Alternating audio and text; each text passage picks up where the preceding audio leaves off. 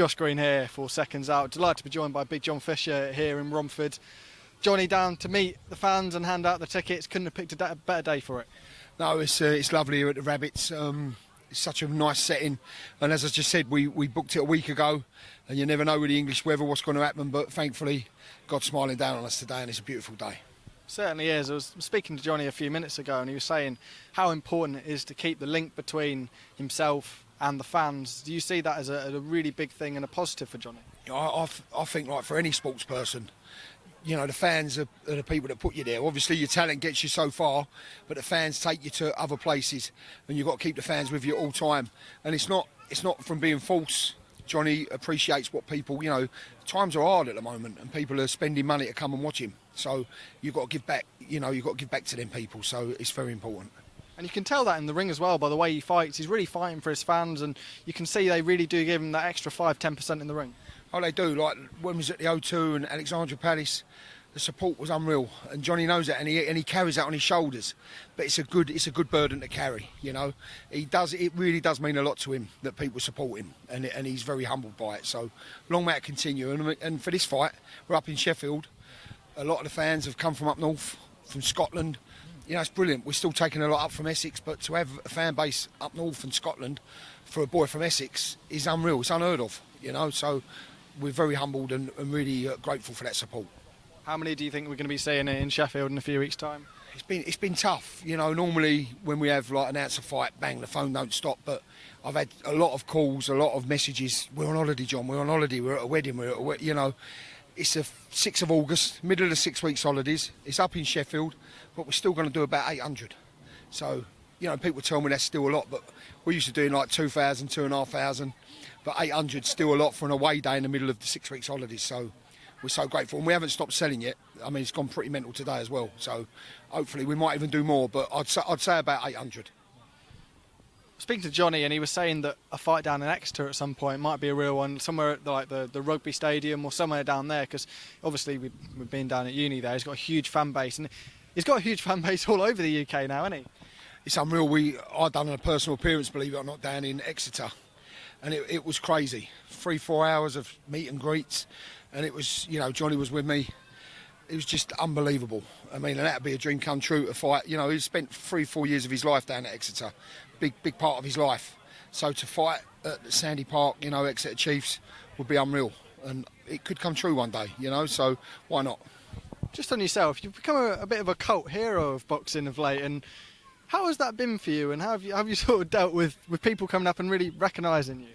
It's been weird. You know, I'm just a normal bloke. I'm just like a dad of 4 kids, married to my wife for 20 odd years, normal bloke, and like I've been asked to do personal appearances, and you do it, it's good. You know, you get to meet people, and you get people coming up to you going, oh, you've kept me going, I've been so depressed, your videos keep me going, and it's just surreal. You know, I'm just a normal bloke, but if I'm keeping somebody happy, one person is great. So long may it continue. No, it's all tongue in cheek with what we do. No one was ever looking for any status or anything like that, but if we've got a lot of people that look up and support you, then so be it. It's good. Long may it continue. 100%. And just going back to Johnny, he's had some great sparring of late with the likes of Dereck, Chisora, obviously Fabio, Wardley as well.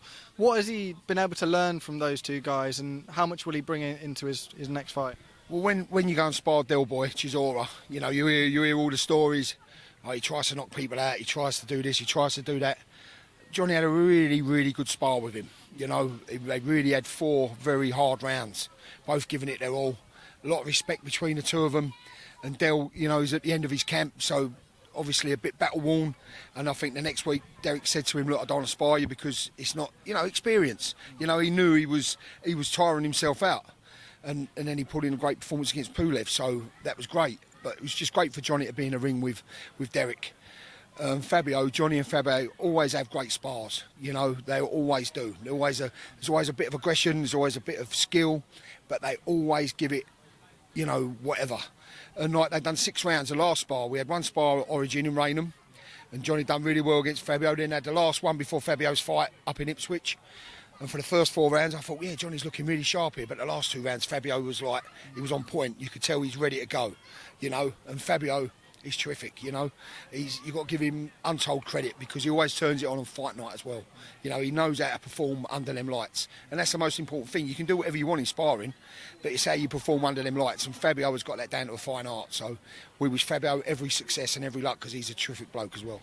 Is that the slight difference at the moment just between Johnny and the likes of Fabio? Fabio's maybe just 1 or 2 steps ahead, and we'll see Johnny in that position in just a few fights' time. Listen, when they spar, Johnny can handle it, and Fabio will tell you that. But yeah, Fabio's got that experience under his belt. You know, he's that bit more mature. So when it comes to fight night, he knows how to handle it. He's been through it. He knows how to do it. But he is 1 or 2 steps ahead of Johnny, and no one's going to say any different. You know, and they might meet in the ring one day. But if they do, it means they're either meeting for a British title or a world title because that's the only time they'll ever fight each other.